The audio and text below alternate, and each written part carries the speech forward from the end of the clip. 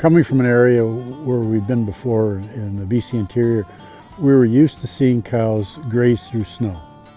You can't just take a group of cows and say, well, I'm gonna graze in the middle of winter with them. If they've never done it, you're gonna have all kinds of problems. The cows have to believe that there's food there.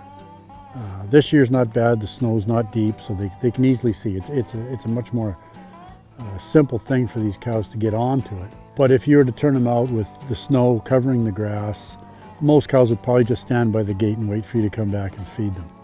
Almost all of our winter stockpile grazing is on a big lowland area. 50, 60 years ago was a lake. Lots of sedges, low-lying grass, but large volumes of it. We here don't have the benefit of being able to take a first clipping on that feed. It's one growth, it's pretty mature. We use this lowland grass in the winter because a lot of it is just a salvage type of operation. It's not something we can use through the summer. It's too wet. Water sources aren't good. And that lasts until the snow starts to melt. Then that area it can get a little flooded. The feed quality goes down. It gets harder to supplement. Our cows calve starting at the beginning of June. So they're only in their second trimester right now. So their needs for maintenance are relatively low, which really helps with that program of stockpile forage in the middle of winter.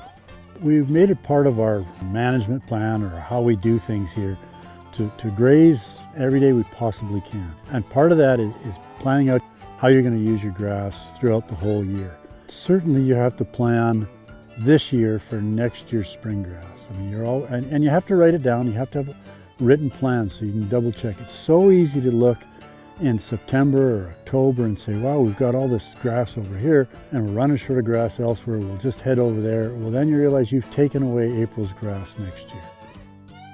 The pastures that we graze in as bank grass, typically we graze them in the last week of June or the first week of July to set them up in the right kind of condition of regrowth so that we'll have sufficient quality in the feed going into winter.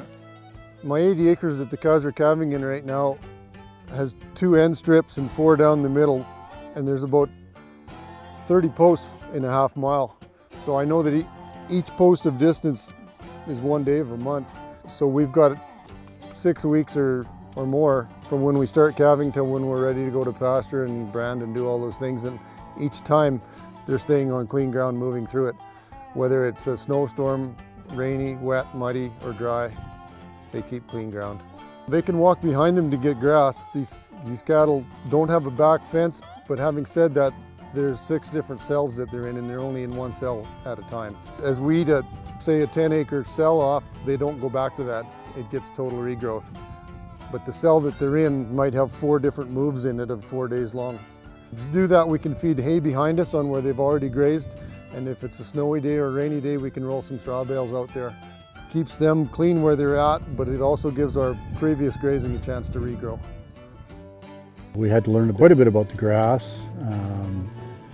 We had to experiment with different types of supplementation to make that program work.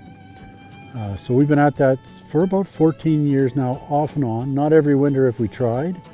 We've had some really good success. We had a couple of winters in a row where we were able to graze those cows out for all of the winter except about 3 weeks, right at the tail end of the winter. There's 2 main limiting factors that most people will find for grazing stockpile forage through the winter. And one is that lack of quantity. Quality isn't an issue because you can supplement to make the difference up. And the other is that snow condition. If you get a lot of snow early and then you get that thaw, or maybe in some places it's just drifting where that snow packs up and gets hard. And even though there's feed underneath there, and even though the cows can break it up as they walk around, they're just not getting enough feed for the amount of energy they're expending. Snow conditions probably a much bigger problem than snow depth. We've grazed cows out through over 3 feet of soft snow, not a problem. And at times 8 inches of the wrong type of snow is way too much.